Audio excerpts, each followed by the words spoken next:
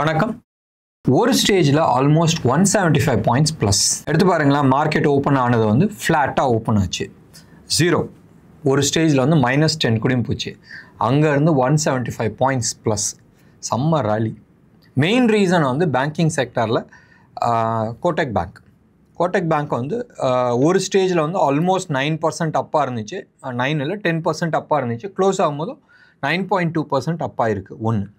ரெண்டாவது, இதுக்கு அடுத்த பேங்க்ஸ்லாம் எடுத்துக்கிட்டிங்கன்னா இது எல்லாமே வந்து அடி வாங்கின பேங்க்ஸ். எஸ் பேங்க் ஆகட்டும், கனரா பேங்க் ஆகட்டும், ஆர்பிஎல், ஐடிஎஃப்சி ஃபர்ஸ்ட், இது எல்லாமே பப்ளிக் செக்டர் பேங்க்ஸ் எல்லாமே நல்லா தூக்குச்சு. பியூட்டிஃபுல் திங் இஸ் ஹெச்டிஎஃப்சி இன்னைக்கு 1% அப்பு, ஆக்சிஸ் பேங்க் 1% அப்பு, ஐசிஐசிஐ பேங்க் வந்து 0.4% அப்பு, ஆக்சிஸ் பேங்க் வந்து மைனஸில் 1% இல்லை -0.2%.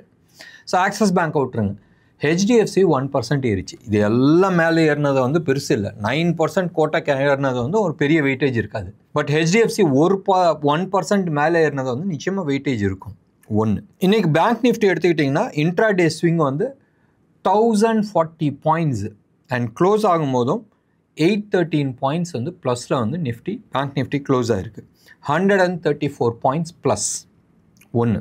இது வந்து என்னது, ப்ரீமியமில் இருக்குது. 148 பாயிண்ட்ஸ் வந்து ப்ரீமியமில் இருக்குது பேங்க் நிஃப்டியை பொறுத்த வரைக்கும் 48 பாயிண்ட்ஸ் ப்ரீமியம்.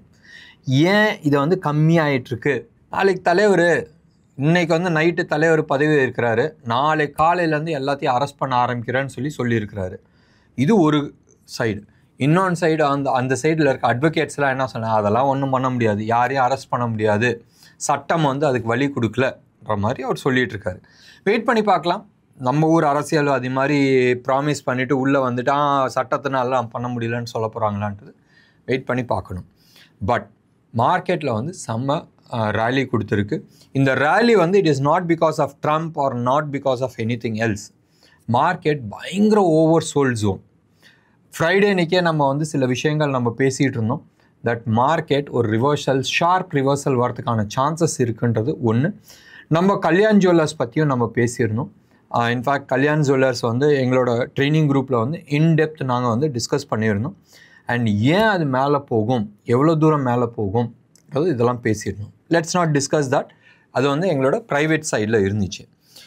இன்றைக்கி மார்க்கெட் என்ன பண்ண போகுது, நாளைக்கு என்ன பண்ண போகுது, மேபி மறுபடியும் நான் சொல்கிறேன், மேபி ஒரு sharp gap up maybe open ஆகலாம்.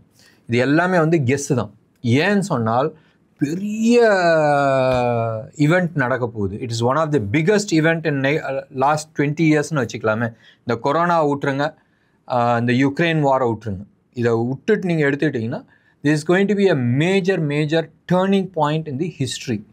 மறுபடியும் யூஸ் பண்ணுற வேர்ட் ஞாபகம் வச்சுங்க, turning point in the history.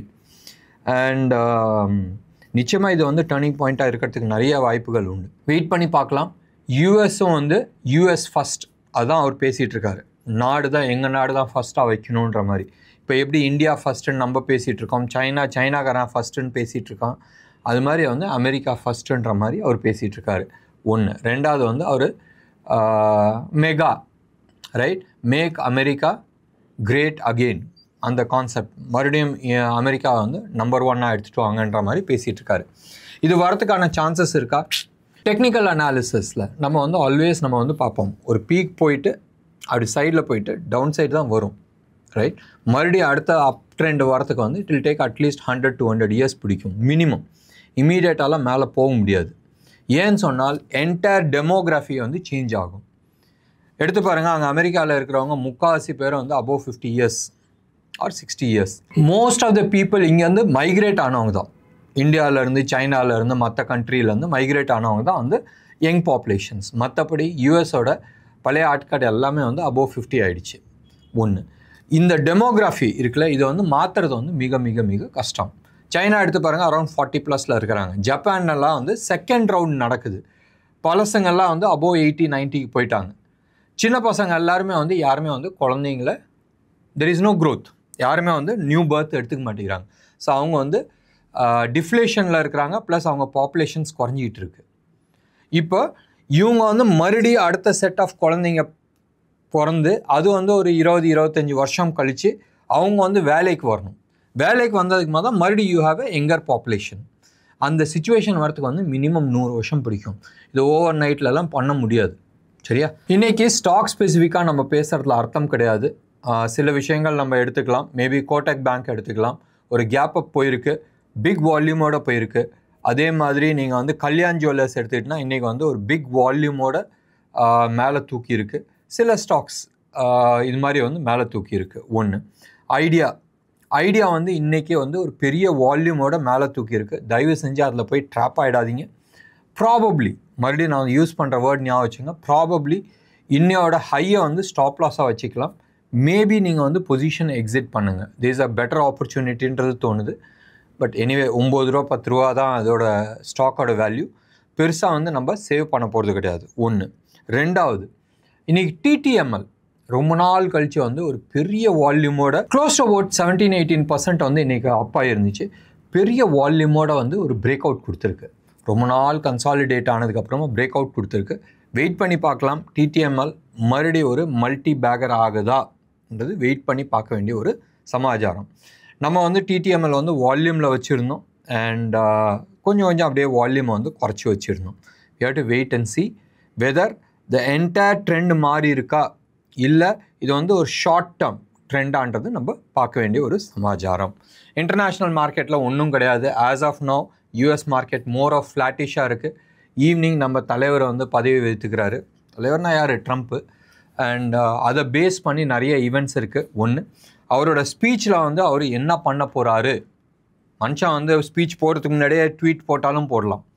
And dollar index வந்து குறைஞ்சி பிலோ 109 108 ப்ளஸில் இருக்குது டாலர் இண்டெக்ஸ். ஸோ அது கூல் டவுன் ஆனனால தான் லாஸ்ட் 2 டேஸாக வந்து யூஎஸ் மார்க்கெட் வந்து செம்ம பாசிட்டிவாக போயிருக்கு. ஒன்று, கமாடிட்டிஸ் எல்லாமே வந்து குறைஞ்சி வந்திருக்கு. எப்பயுமே ஞாபகம் வச்சுங்க, டாலர் இண்டெக்ஸ் குறைஞ்சிச்சின்னா கமாடிட்டிஸ்லாம் ஏறும். பட் இன்றைக்கி வந்து டாலர் இண்டெக்ஸும் குறைஞ்சிருக்கு, கமாடிட்டிஸும் வந்து குறைஞ்சிருக்கு.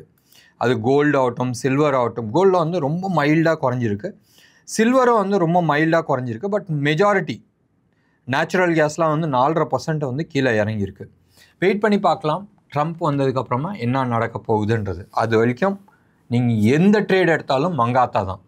ஸோ வெயிட் பண்ணி பண்ணுறது வந்து புத்திசாலித்தனமாக இருக்கும். ஃபைனலாக வந்து நம்ம ருப்பியை பற்றி பார்த்துக்கலாம். 8670 இப்போ வந்து ட்ரேட் ஆகிட்டுருக்க ரேட்டு. அண்ட் கோல்டை பொறுத்த வரைக்கும் 8200 லெவலில் ட்ரேட் ஆகிட்டுருக்கு. இது வந்து 24 கேரட் சென்னையில் ஜிஎஸ்டியோட விற்கிற ரேட்டு. சில்வரை பொறுத்த வரைக்கும் 9350 அந்த ஜோனில் வந்து ட்ரேட் ஆகிட்டுருக்கு. இது வந்து 999 குவாலிட்டி பர் கேஜி சென்னையோட ரேட்டு. இதை தவிர வேறு எதுவுமே பேசுகிறதுல அர்த்தம் கிடையாது. We will wait. இன்னைக்கு அண்ட் நாளைக்கு இந்த 2 நாள் நம்ம வெயிட் பண்ணலாம். ஒன்று.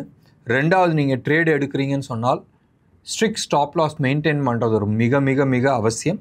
ஒன்று, நீங்கள் பை போட்டிருந்தால் டவுன் சைடில் வந்து ஸ்டாப் லாஸ் போடுங்க. செல் கொடுத்துருந்தால் அப் சைடில் வந்து ஸ்டாப் லாஸ் கொடுங்க. மற்றபடி இன்றைக்கி பேசுகிறதுல டைரக்ஷன்ஸ் கொடுக்கறதுல என்ன நேயர்களே, இன்றைக்கி ப்ரோக்ராம் உங்களுக்கு பிடிச்சிருந்துச்சுன்னா லைக் பண்ணுங்கள், ஷேர் பண்ணுங்கள். டெஃபினட்டாக உங்களோட கமெண்ட் பாக்ஸில் கொடுங்க. நன்றி, வணக்கம்.